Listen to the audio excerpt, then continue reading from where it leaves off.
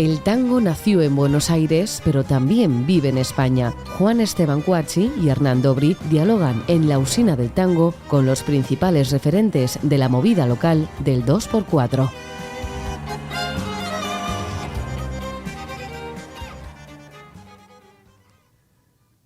Hola, bienvenidos a una nueva emisión de La Usina del Tango. Hoy nos acompaña un saxofonista, compositor y dibujante.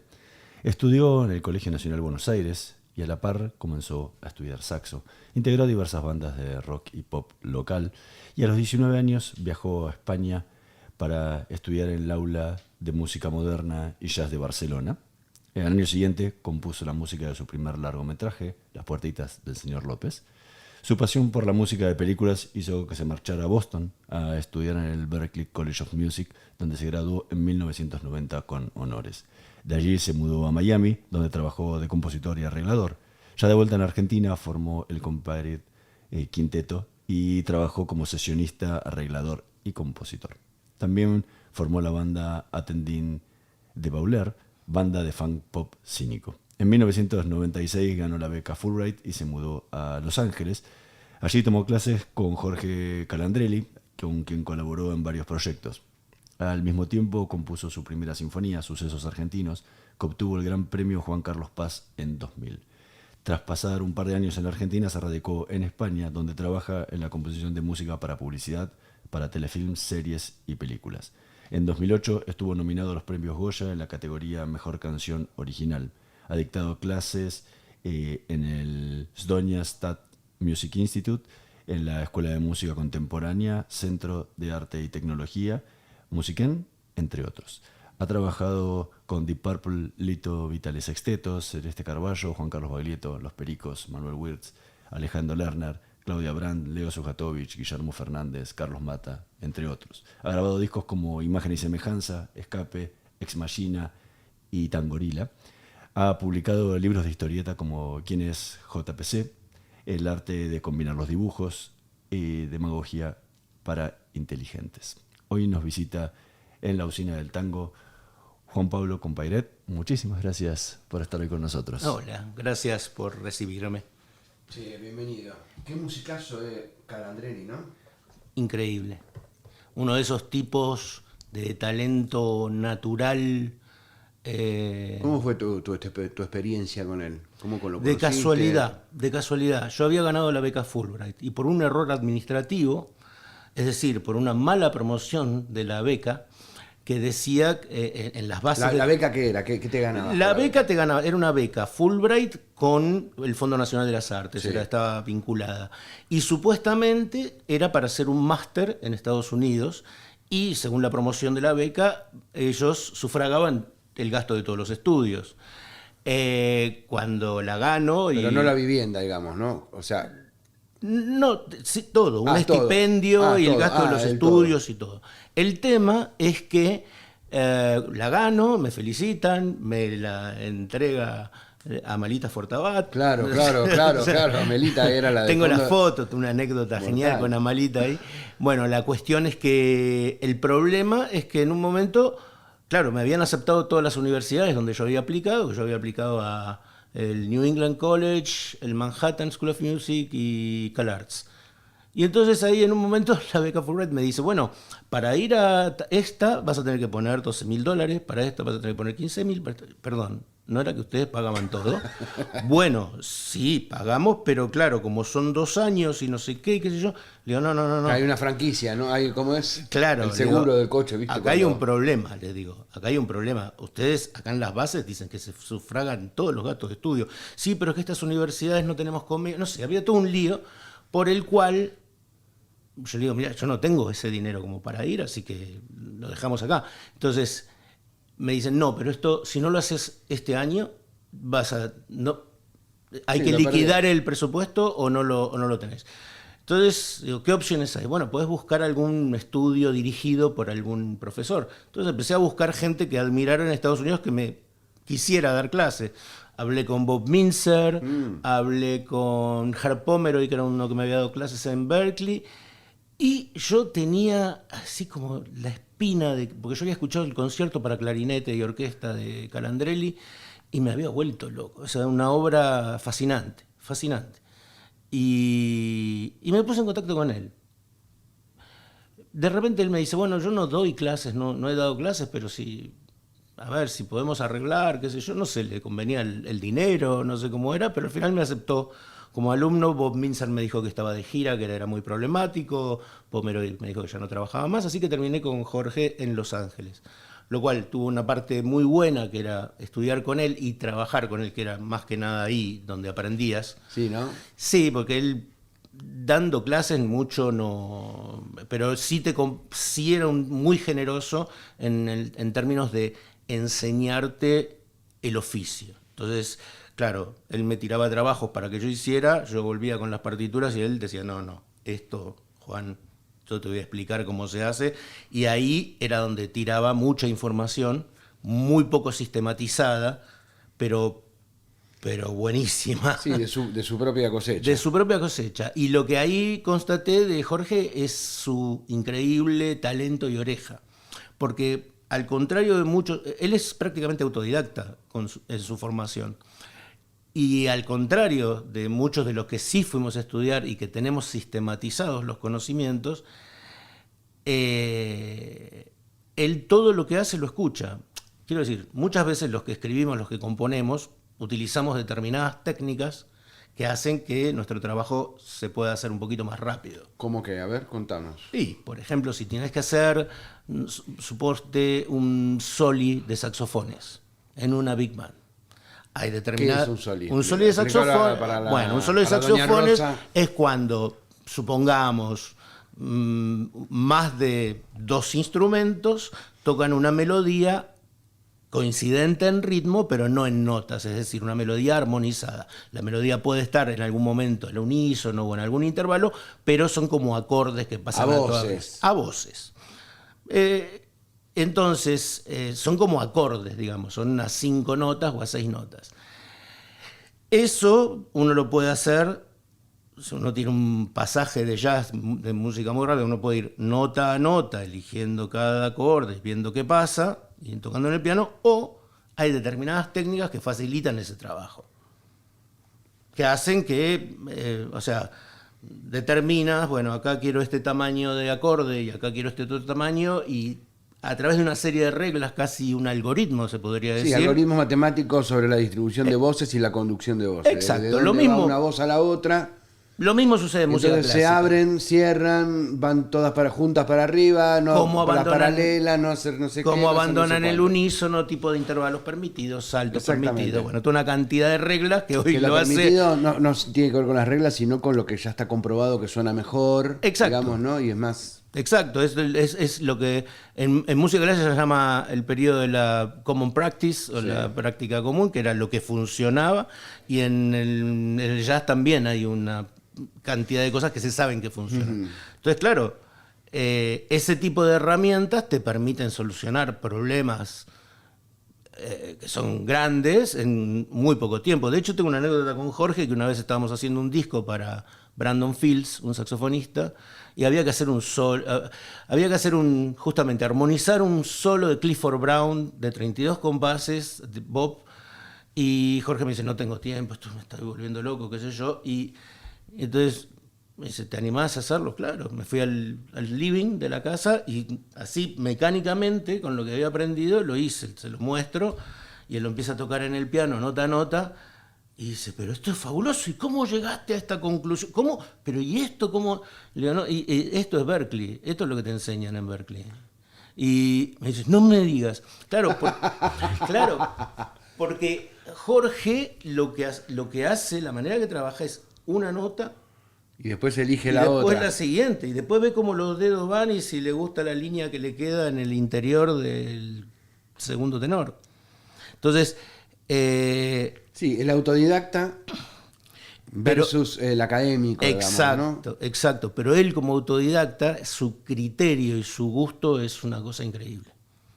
O sea, sobre todo, claro, él también aprendió mucho. Él trabajó con Clare Fischer. Él es un tipo que aprendió muchísimo del trabajo y entonces tiene también la experiencia y los trullos del tipo que trabajó mucho. Entonces, claro, esa es la información más importante que yo saqué de esa experiencia. O sea, pequeños detalles de cómo orquestar, de cosas que son más rápidas para que te rinda el tiempo en el estudio, qué cosas te conviene o sea, las actitudes de los segundos violines, o sea, cómo te conviene llevar la orquesta para que no se te desbalancee. Bueno, ese tipo de cosas, Jorge es un crack total. ¿Y cómo se combina la música con el dibujo? En mi caso, un poco por casualidad. Yo siempre dibujé un poco así para divertirme, pero nunca lo hice con regularidad. Lo empecé a hacer con regularidad de casualidad, gracias a que mis hijos me habían instalado una aplicación de dibujo en el iPad, que yo se los había prestado, y cuando me lo devolvieron, porque volvió de la reparación. No, claro, ellos tenían uno que rompieron, y entonces yo les di el mío, y ahí, mientras estaba borrando todos los jueguitos y tonterías que me habían puesto, encontré una aplicación de dibujo, empecé a dibujar, y bueno, ahora se me volvió un hábito. Pero creo que son dos actividades que no están en disonancia. Creo que son cosas que están, sobre todo la manera en la que yo dibujo. Yo no dibujo con un plan, ni hago dibujo realista, ni nada, sino que más que nada es como una improvisación. Y la forma en la que yo me acerco a la música se parece mucho a la forma en la que me acerco al dibujo. Es decir, qué elementos están disponibles, qué es lo que se puede hacer con esto y cómo los combinamos para lograr algún efecto. Y creo que ese es el proceso creativo en general, ¿no? O sea, la gente como que, en general, me parece, es como que le tiene como miedo a la creatividad. Piensa que la creatividad tiene que ser como una cosa que se te ocurre, que me pasa mucho con los dibujos, con la música. ¿Cómo se te ocurre esto? ¿No? Es que te vienen y te dicen, pero ¿cómo se te ocurre esto? Es que es lo que está. O sea, en general no es que uno se pone y viene una idea. Uno se pone a trabajar, hace algo y las cosas se van conectando. Lo mismo pasa en la música. O sea, después de determinadas cantidades de notas o de una frase, hay como una consecuencia de otra frase que generalmente la responde, ¿no? O sea, te fuiste mucho por arriba, lo más probable es que empieces a bajar. O sea, hay como estructuras. Y eso tiene que ver con los elementos que tengas disponibles. Una cosa, vas a hacer una música muy distinta con un piano de 88 notas que con un teclado de 40. Te va a salir otra cosa. Pero estoy seguro que un músico con uno de 40 te va a hacer algo muy interesante también. Entonces para mí es gestión de recursos, tanto los dibujos como música, como si te pones a escribir o lo otro, qué sé yo. Pero o sea, decís que... No sé si fui claro o estoy delirando y diciendo cualquier cosa. Pero hay cosas que la diferencian una a la otra. O sea, en la música estudiaste, hiciste una carrera académica, en el dibujo es heredado. No, pero es como genético, ¿no? Claro, lo del dibujo es un poco heredado, pero aparte lo del dibujo, a mí, lo que me gusta del dibujo y que me ayudó en la música, es lo siguiente. Yo como músico soy un tipo como que supuestamente estudió, académico, escribí una sinfonía, gané un premio, y en un momento, más allá del trabajo, para pagar las cuentas, en lo personal me generó un bloqueo creativo. Es decir, me empecé a exigir musicalmente que yo tenía que descubrir algo o que tenía que hacer algo importante o algo trascendente, y nada de lo que hacía me parecía satisfactorio. No, me parecía como que no, cualquier cosa que trataba de hacer era como inventar la pólvora, ya estaba hecho mejor y mucho antes. Y me generó una gran angustia y un gran parate compositivo de cosas mías. O sea, siempre seguí trabajando en lo que es el trabajo de picar piedra en la música, pero para mis cosas, en un momento era como que estaba completamente bloqueado porque me exigía a mí algún tipo de obra trascendente, importante, que le muestre al mundo este hombre con estas credenciales, mire lo que compone. Y la verdad que estaba bastante angustiado. Y eso un poco coincidió con el tema del dibujo, que empecé a dibujar. Y cuando empecé a dibujar para mí es absolutamente intrusista. Yo no me considero dibujante, más allá de que he trabajado profesionalmente, pero no me considero dibujante. No estoy formado como dibujante, no soy buen dibujante. Yo tengo una cantidad de recursos que yo utilizo, pero no soy bueno. Y la impunidad de ser un intruso, de no tener que dar explicaciones a nadie, porque yo no soy dibujante, o sea que si me vienen a criticar, critíquenme, me hizo en un momento generar mucha producción con dibujo, o sea, porque no había filtro, no había dibujo malo. Y eso me desbloqueó bastante en la música. O sea, el hecho de dejar de juzgarme creativamente con lo de los dibujos y de ser, bueno, puedo hacer cualquier cosa. En un momento dije, ¿y por qué no hago eso también con la música? ¿Por qué no hago cualquier cosa con la música? ¿A quién tengo yo que demostrarle nada?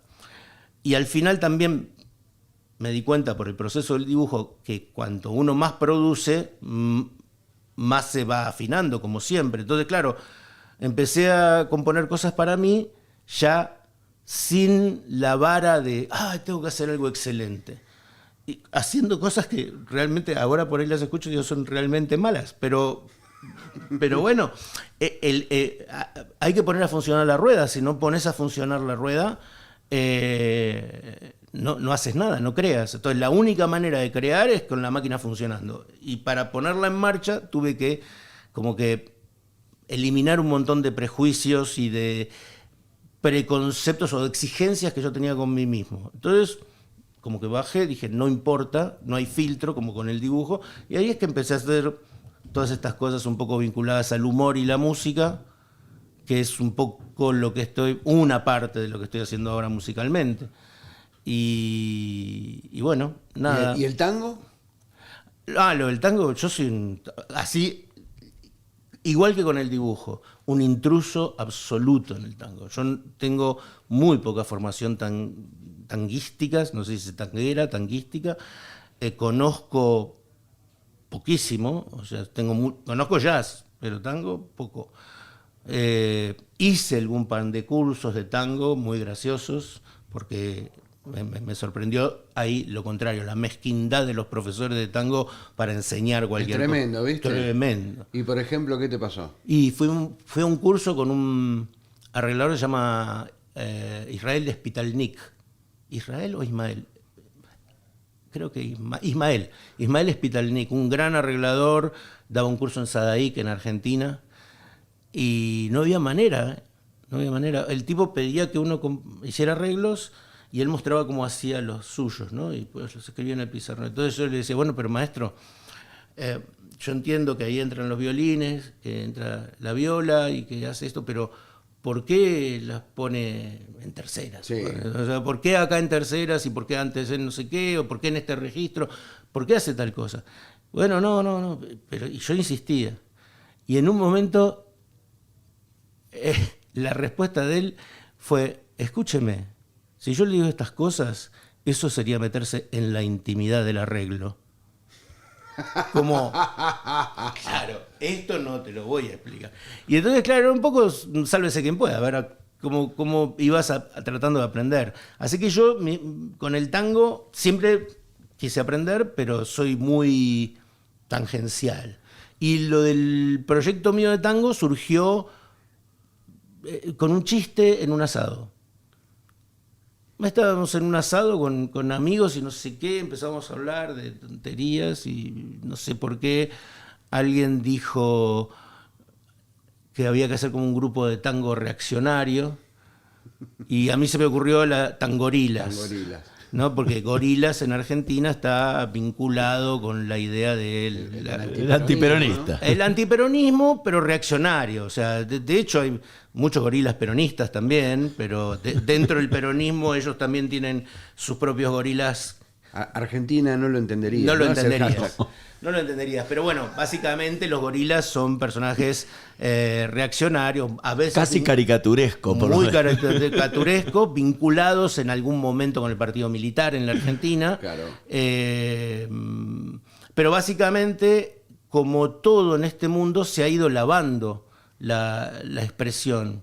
Es decir, fascista hoy no tiene la misma fuerza que fascista hace 50 años. Hoy cualquiera es fascista. Hasta yo podría llegar a ser fascista para alguna gente. Quiero decir, yo no lo soy, pero se convirtió en algo arrojadizo en un descalificativo. Multiuso descalificativo, sin darle el valor real. Y hoy gorila también se lavó, porque antes ser gorila era algo muy fuerte. Los gorilas estaban vinculados más que nada con lo que era la revolución del 55, el bombardeo de la plaza. En contra del pueblo ser gorila, en contra de la gente. Bombardear la plaza, el ultracatolicismo del Cristo vence, de la Marina bombardeando la Plaza de Mayo, esos eran los gorilas. De hecho, mi padre ilustró un libro bastante famoso de Carlos del Peral que se llama Manual del Gorila, que lo recomiendo porque las ilustraciones son brutales y los textos son fabulosos, sobre todo que leídos en clave de 1960. Claro. O sea, si los lees hoy es un poco como desactualizado, pero en clave de 1960 ese libro fue muy jugado. Bueno, entonces, de la unión de tango y gorilas... Gorila, tangorila... era como... No sé, yo creo que fui yo en el asado, dije, uy, los tangorilas, y todo el mundo explotó de la risa. Listo, quedó ahí. No avanzó. No es como, tenemos que armar un grupo. Y en un momento,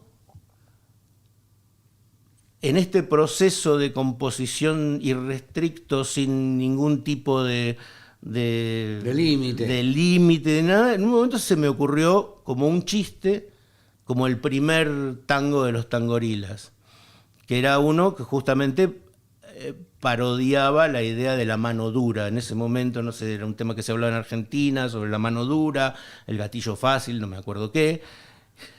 Y entonces se me ocurrió un tema llamado Mano Dura, y le puse la letra, no sé, como que... Y fue divertido, porque los tangorilas son como una parodia de los gorilas, pero al mismo tiempo expresan cosas que los gorilas quieren expresar.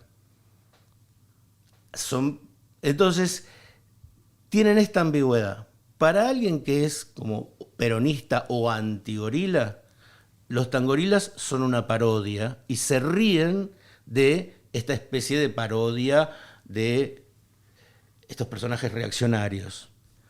Pero para alguien que está del otro lado, dice algunas verdades con las que está de acuerdo. Es esto como que todos nos reímos de uno que dice barbaridades y hay otros que están de aquel lado y dicen, no son barbaridades, exacto. A mí me gusta lo que está diciendo. Claro, genera como una especie de ambivalencia, ¿no? Este tipo se está tomando en broma a los gorilas, entonces riámonos de los gorilas. Y otros dicen, no, este tipo se está tomando en broma a los que están del lado enfrente, o al peronismo, o lo que sea, y me encanta que... Me siento representado. Claro, me siento representado. Entonces, dentro de esa ambigüedad, con la poquísima difusión o poquísima repercusión que han tenido los tangorilas, que no han sido ningún tipo de fenómeno masivo ni nada por el estilo, pero lo divertido es los comentarios, porque te llegan de los dos lados, gente que te felicita diciendo, es genial, has pintado a estos reaccionarios gorilas como lo que son, personas insensibles que no quieren al pueblo, antipueblos y cipayos y no sé qué. Y otros te dicen, qué bueno que pusiste esto porque alguien tenía que decirlo. Escribir sobre nosotros. Claro. Y escuchame una cosa, ¿y lo hiciste pensando en eso? No. ¿En estar en ese Corea del Centro, como se dice ahora en la Argentina? Bueno, y estar un poquito como yo te tiro esta y la puede agarrar quien sea, ¿viste? A ver, yo no voy a negar mi antiperonismo, Porque yo como persona, individuo, como gorila. Como individuo. No, claro, yo no me considero gorila de los gorilas que dibujaba mi padre, pero. Claro, no de los que bombardearon la plaza. No de los que bombardearon la plaza, no de los Rojas y Isaac Rojas y compañía, Aramburu y toda esa gente. No me identifico con eso ni con la cosa así ultracatólica también que tenía en ese momento. No, pero sí me considero un tipo por principio antitotalitarista y liberal, y eso me pone en la vereda de enfrente del peronismo. Lo siento mucho por todos mis amigos peronistas, que tengo muchos, con los cuales yo no tengo ningún problema. Ellos lo tienen conmigo, yo no lo tengo con ellos. Y entonces yo reconozco, sí, un cierto sesgo de mi parte. O sea, lo que yo veo dentro de lo que hay enfrente es la mancha que yo veo. No veo la cosa buena, linda, Maradona, no sé, qué sé yo, ¿no? Eso no lo veo. Ahora, lo cierto es que en el proyecto jugué con la ambigüedad de que pueda ser interpretado de un lado o de otro. Por eso un poco lo aprendí con los dibujos. Lo de los dibujos también me sirvió. Los dibujos tienen esa peculiaridad de que una persona lo ve y piensa que le está hablando a él y que, sí, y hay otra gente que ve que está criticando otra cosa. Entonces, cuando me di cuenta de que eso sucedía, dije, bueno, esto es una buena manera, ¿no? Es como fabricar muchos tests de Rorschach y que la gente los interprete, y si ves un murciélago, ves un murciélago. Es tu problema. Claro, es tu problema. Y un poco con los Tangorilas pasó eso. O sea, jugué al punto de no casi nunca, o sea, creo que no hay ninguna letra que sea insultante. O sea, está siempre al borde, o sea, al borde de la ofensa. Está más cerca de comerte un insulto que de insultar. Sí. Creo que hay una sola letra en la cual, de hecho, me arrepiento de haber escrito lo que escribí, pero porque generalmente mis recursos con el humor, si ven lo que yo dibujo, esto generalmente trato de no usar ni malas palabras ni ninguna cosa que sea descalificativa. En general trato de jugar con que la gente entienda, y si quiere descalificar, descalifiquen ellos. Entonces, lo de los Tangorilas fue divertido en ese sentido, en el sentido de jugar un poco con la ambigüedad de que para un grupo era una cosa, para un grupo era otra. Incluso la pareja que uno tiene un novio gorila. Claro. El tema de la peroncha. Bueno, es un poco autobiográfico. Estamos en sesión. No por mi actual mujer, pero yo recuerdo que en mi tierna adolescencia me acuerdo haber ido al acto. ¿De qué años estamos hablando? Estamos hablando de 1983. ¡Oh! La quema del cajón. Lo vi en vivo. ¡Qué groso que sos! Lo vi en vivo. O sea, lo tenía enfrente el cajón de Herminio. Muy fuerte fue eso. Yo me lo acuerdo de eso. Exacto. Pero yo lo tenía enfrente porque esto estaba sucediendo. Lo del cajón de Herminio debe haber sido, si no me equivoco, como abajo de la esquina de lo que en ese momento era el Trust Joyero Relojero. Una cosa así. Creo que era bajo esa esquina. Y yo estaba como un poquito ahí y fui justamente a acompañar a una novia que era peronista. O sea, porque yo uno hace el día anterior, por amor. Claro, 2 días antes había estado con mi boina blanca en el acto de Alfonsín. O sea, esto que estamos hablando, ¿lo escuchan en Argentina? Porque si no, no lo va a entender nadie. Lo va a entender todo el mundo. Ok.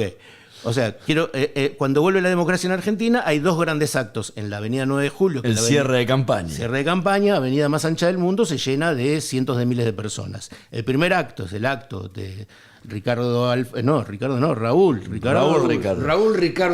Ricardo Alfonsín, que era el candidato radical, al cual yo en ese momento militaba en una cosa muy extraña que era la corriente radical socialista. Cosas raras hemos visto. Bueno, pero era una especie de multipartidaria, ¿no? Venía de la multipartidaria Claro, era la corriente más Venía de una onda de izquierda dentro del radicalismo. Sí, bueno, venía del socialismo, ¿no? Ahí adentro... Era el radicalismo parte era del el Internacional radicalismo, Socialista. pero era el radicalismo de Solari y Irigoyen. Claro.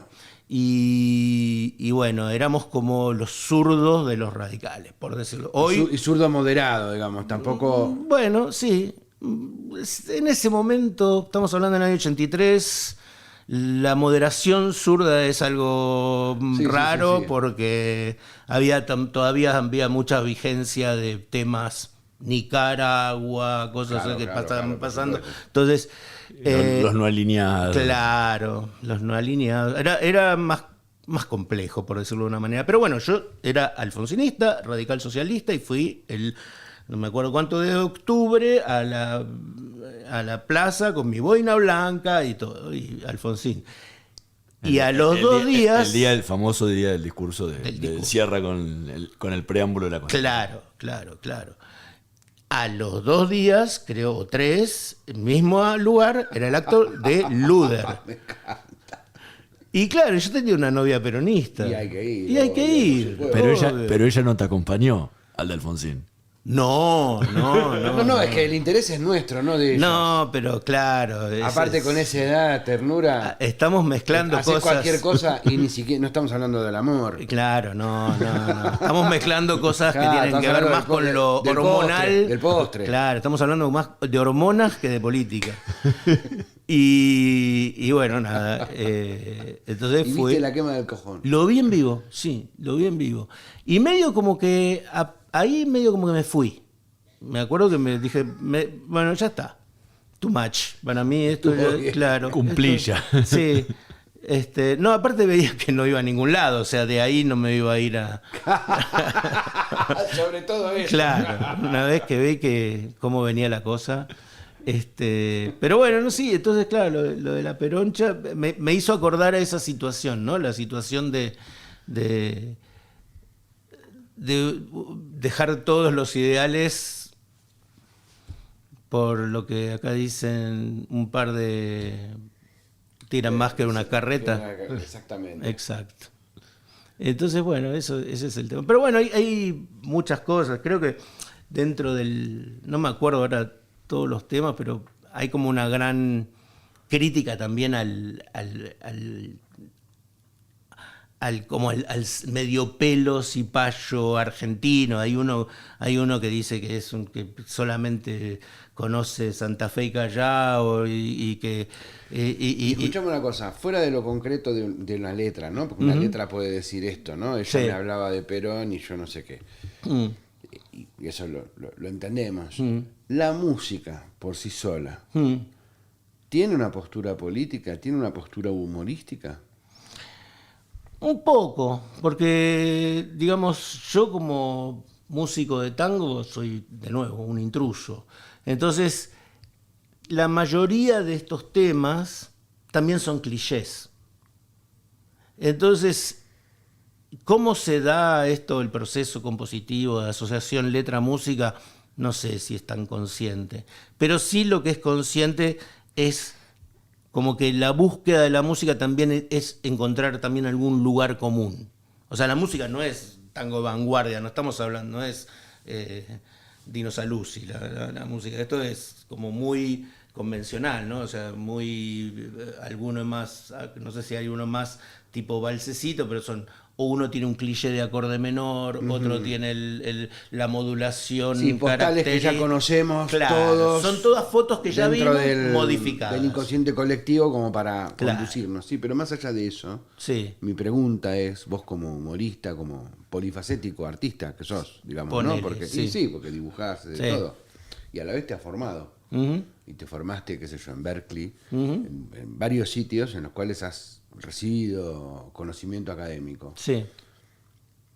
¿Se pueden manejar elementos de composición musical que no sean concretos como una letra de una canción, que expresen una situación política, que expresen una situación humorística? Sí. Sí, depende de Se un me poco- viene a la cabeza Henry Mancini, por ejemplo, Bueno, Mancini no sabría bien. desde el humor. Bueno, Mancini, sí, bueno, Mancini es un crack. O sea, pero es que ya lo escuchás y ya todo está bien en Mancini. Pero creo que tu pregunta, no sé si la entendí bien, pero depende de cómo estés narrando la música. Por ejemplo, el famoso caso, yo creo que es, no sé si la Sinfonía 5 de Shostakovich, no sé si es esa.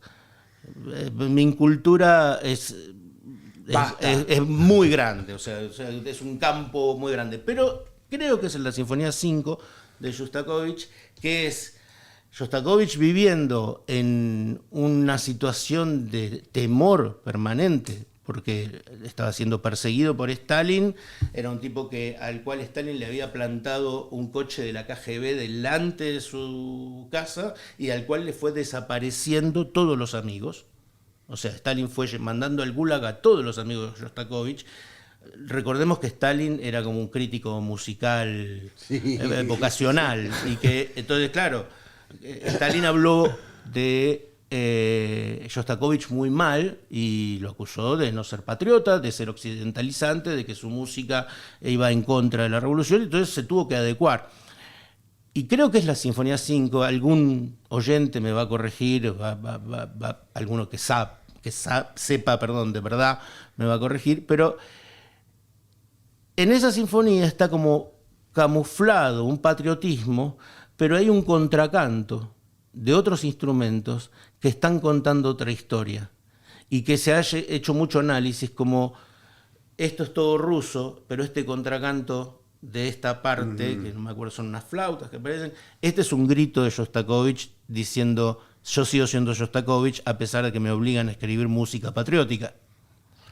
Entonces creo que sí hay maneras de comunicar cosas dentro de, por ejemplo, mi sinfonía, esa que ganó premio. En el segundo movimiento es un movimiento que se llama, es una sinfonía que se llama Sucesos Argentinos y es como una obra programática sobre el periodo 76-83. Y el segundo movimiento se llama Requiem sin tumbas. En ese movimiento hay un larguísimo de unos glisandos de las cuerdas que empiezan en distintos lugares, que hacen como un efecto casi de sirena, por decirlo de una manera, de grave agudo, ¿no? Como si fuera una máquina. Y atrás las maderas responden en distintos intervalos haciendo el patrón rítmico de las bocinas de los coches del Mundial 78. Entonces hay como una tragedia tremenda que está sucediendo y es todo oscurísimo, pero al mismo tiempo las maderas van como los coches que van pasando festejando el Mundial, que para mí fue una de las experiencias más locas y traumáticas de mi vida.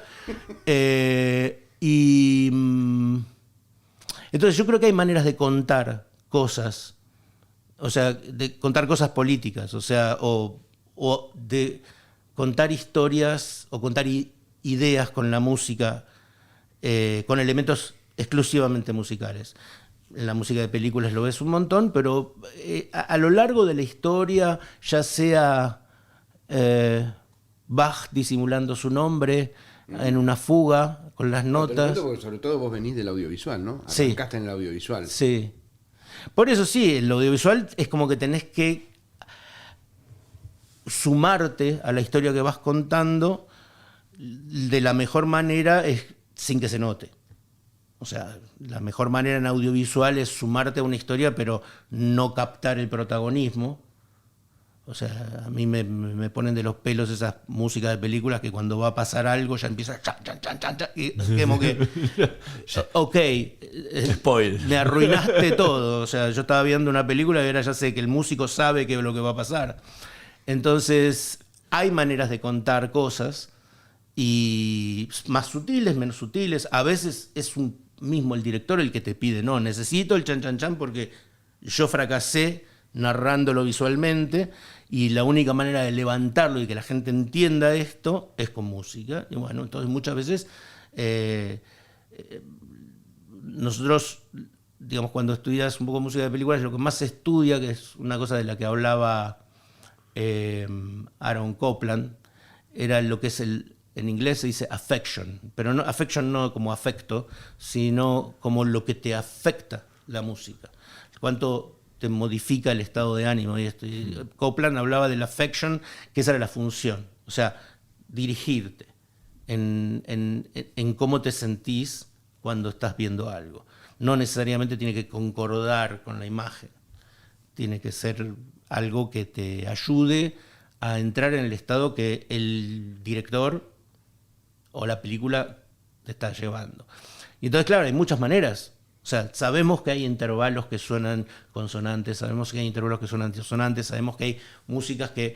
O sea, sabemos la política detrás de la música, sabemos por qué existe... O sea, lo de las terceras de picardía en la iglesia, no en la música de la iglesia, los motetes, los madrigales y todas estas cosas que terminan con la tercera de picardía.